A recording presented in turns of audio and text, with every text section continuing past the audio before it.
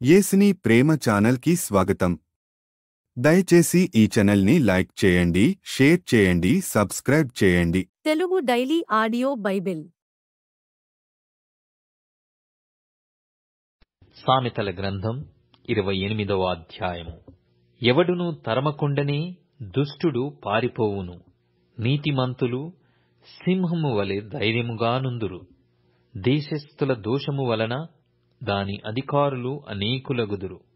బుద్ధి జ్ఞానములు గలవారి చేత దాని అధికారము స్థిరపరచబడును. బీదలను బాధించు దరిద్రుడు ఆహార వస్తువులను ఉండనీయక కొట్టుకొనిపోవు వానతో సమానుడు. ధర్మశాస్త్రమును తోసివేయువారు దుష్టులను పొగడుచుందురు. ధర్మశాస్త్రముననుసరించువారు వారితో పోరాడుదురు. దుష్టులు న్యాయమెట్టిదైనది గ్రహింపరు. యెహోవాను ఆశ్రయించువారు సమస్తమును గ్రహించుదురు. వంచకుడై ధనము సంపాదించువాని కంటే యథార్థముగా ప్రవర్తించు దరిద్రుడు వాసి. ఉపదేశమునంగీకరించు కుమారుడు బుద్ధిగలవాడు. తుంటరుల సహవాసము చేయువాడు తన తండ్రికి అపకీర్తి తెచ్చును. వడ్డీ చేతను దుర్లాభము చేతను ఆస్తి పెంచుకొనువాడు దరిద్రులను కనికరించు వాని కొరకు దాని కూడబెట్టును. ధర్మశాస్త్రము వినబడకుండా చెవిని తొలగించుకొను వాని ప్రార్థన హేయము.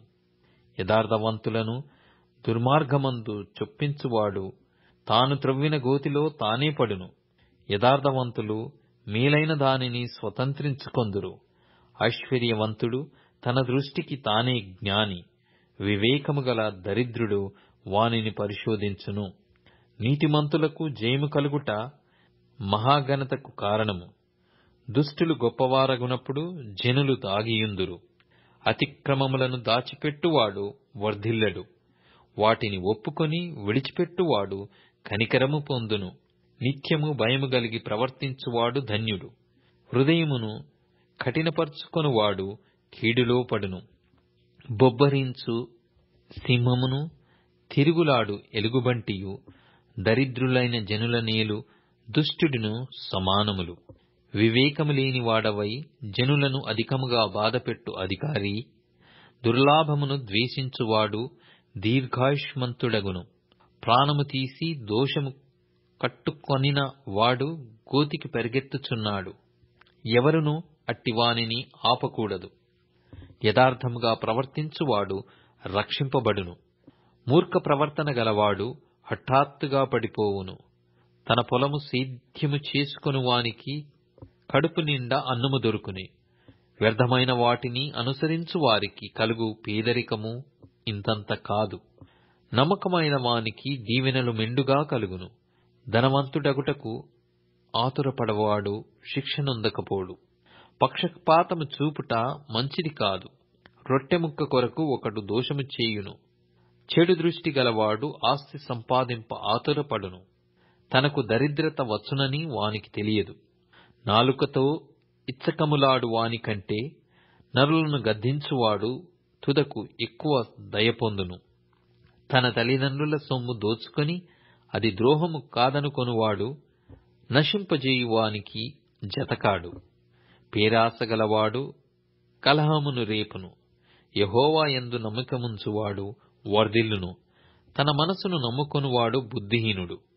జ్ఞానముగా ప్రవర్తించువాడు తప్పించుకొనును. బీదలకిచ్చువానికి మేలు కలుగదు. కన్నులు మూసుకుని వానికి బహు శాపములు కలుగును. దుష్టులు గొప్పవారగునప్పుడు జనులు దాగుకొందురు. వారు నశించునప్పుడు నీతిమంతులు ఎక్కువగుదురు. సామెతల గ్రంథం 29వ అధ్యాయము.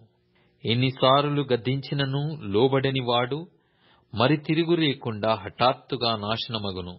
నీతిమంతులు ప్రబలినప్పుడు ప్రజలు సంతోషింతురు. దుష్టుడు ఏలునప్పుడు ప్రజలు నిట్టూర్పులు విడుతురు. జ్ఞానమును ప్రేమించువాడు తన తండ్రిని సంతోషపరచును. వేశ్యలతో సాంగత్యము చేయువాడు అతని ఆస్తిని పాడుచేయును. న్యాయము జరిగించుట వలన రాజు దేశమునకు క్షేమము కలగజేయును. లంచములు పుచ్చుకొనివాడు దేశమును పాడుచేయును. తన పొరుగువానితో ఇచ్చకములాడువాడు వాని పట్టుకొనుటకు వలవేయువాడు. దుష్టుని మార్గమున బోనులు ఉంచబడును. నీతిమంతుడు సంతోషగానములు చేయును. నీతిమంతుడు బీదల కొరకు న్యాయము విచారించును. దుష్టుడు జ్ఞానము వివేచింపడు. అపహాసకులు పట్టణము తల్లడిల్లజేయుదురు. జ్ఞానులు కోపము చల్లార్చెదరు. జ్ఞాని మూఢునితో వాదించున్నప్పుడు వాడు ఊరకుండక రేగుచుండును. నరహంతకులు నిర్దోషులను ద్వేషించుదురు. అట్టివారు యథార్థవంతుల ప్రాణము తీయజూతురు. బుద్ధిహీనుడు తన కోపమంత కనపరచును. జ్ఞానము గలవాడు కోపము అణుచుకొని దానిని చూపకుండును. అబద్ధముల నాలకించు రాజునకు ఉద్యోగస్తులందరూ దుష్టులుగానుందురు. బీదలును వడ్డీకిచ్చువారును కలిసి కొందురు. ఉభయులకు వెలుగునిచ్చువాడు యెహోవాయే. ఏ రాజు దరిద్రులకు సత్యముగా న్యాయము తీర్చునో ఆ రాజు సింహాసనము నిత్యముగా స్థిరపరచబడును. బెత్తమును గద్దింపును జ్ఞానము కలగజేయును. అదుపులేని బాలుడు తన తల్లికి అవమానము తెచ్చును. దుష్టులు ప్రబలినప్పుడు చెడుతనము ప్రబలును. వారు పడిపోవుటకు దుష్టులు ప్రబలినప్పుడు చెడుతనము ప్రబలును. వారు పడిపోవుటను నీతిమంతులు కన్నులారా చూచెదరు. నీ కుమారుని శిక్షించిన ఎడల అతడు నిన్ను సంతోషపరచును. నీ మనస్సునకు ఆనందము కలగజేయును. దేవోక్తి లేని ఎడల జనులు కట్టులేక తిరుగుదురు. ధర్మశాస్త్రము ననుసరించువాడు ధన్యుడు. దాసుడు వాగ్దండన చేత గుణపడడు. తాత్పర్యము తెలుసుకొన్నను వాడు లోబడడు. ఆతురపడి మాటలాడు వాని చూచితివా? వానికంటే మూర్ఖుడు సులువుగా గుణపడును. ఒకడు తన దాసుని చిన్నప్పటి నుండి గారాభముగా పెంచిన ఎడల తుదిని వాడు కుమారుడుగా ఎంచబడును. కోపిష్ఠుడు కలహము రేపును. ముంగోపి అధికమైన దుష్క్రియలు చేయును. ఎవని గర్వము వానిని తగ్గించును. వినయ మనస్కుడు ఘనతనుందును. దొంగతో పాలుకూడువాడు తనకు తానే పగవాడు. అట్టివాడు ఒట్టు పెట్టినను సంగతి చెప్పడు. భయపడుట వలన మనుష్యులకు ఉరివచ్చును. యెహోవాయందు నమ్మికయుంచువాడు సురక్షితముగా నుండును. అనేకులు ఏలువాని దయ కోరుచుందురు. మనుషులను తీర్పు తీర్చుట యెహోవా వశము. దుర్మార్గుడు నీతిమంతులకు హేయుడు. యథార్థవర్తనుడు భక్తిహీనునికి హేయుడు. కొరింథీయులకు రాసిన 2వ పత్రిక 7వ అధ్యాయము. ప్రియులారా, మనకు ఈ వాగ్దానములు ఉన్నవి గనుక దేవుని భయముతో పరిశుద్ధతను సంపూర్తి చేసి కొనుచు శరీరమునకును ఆత్మకును కలిగిన సమస్త కల్మషము నుండి మనలను పవిత్రులనుగా చేసుకొందము. మమ్మును మీ హృదయములలో చేర్చుకొనుడి. మేము ఎవనికి అన్యాయము చేయలేదు, ఎవనిని చెరపలేదు, ఎవనిని మోసము చేయలేదు. మీకు శిక్షావిధి కలగవలెనని నేనిలాగు చెప్పలేదు. చనిపోయిన గాని జీవించిన గాని మీరును మేమును కూడా ఉండవలెననియు మీరు మా హృదయములలో ఉన్నారనియు నేను లోగడ చెప్పితిని గదా. మీ ఎడల నేను బహు ధైర్యముగా మాటలాడుచున్నాను. మిమ్మును గూర్చి నాకు చాలా అతిశయము కలదు. ఆదరణతో నిండుకొని ఉన్నాను. మా శ్రమ ఎంతటికి మించిన అత్యధికమైన ఆనందముతో ఉప్పొంగుచున్నాను. మేము మసిదోనియాకు వచ్చినప్పుడును మా శరీరము ఏమాత్రమును విశ్రాంతి పొందలేదు.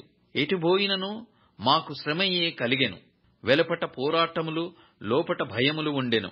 అయినను దీనులను ఆదరించు దేవుడు తీతు రాక వలన మాత్రమే కాకుండా అతడు మీ అత్యాభిలాషను, మీ అంగలార్పును, నా విషయమై మీకు కలిగిన అత్యాసక్తిని మాకు తెలుపుచు తాను మీ విషయమై పొందిన ఆదరణ వలన కూడా మమ్మును ఆదరించెను గనుక నేను మరి ఎక్కువగా సంతోషించితిని.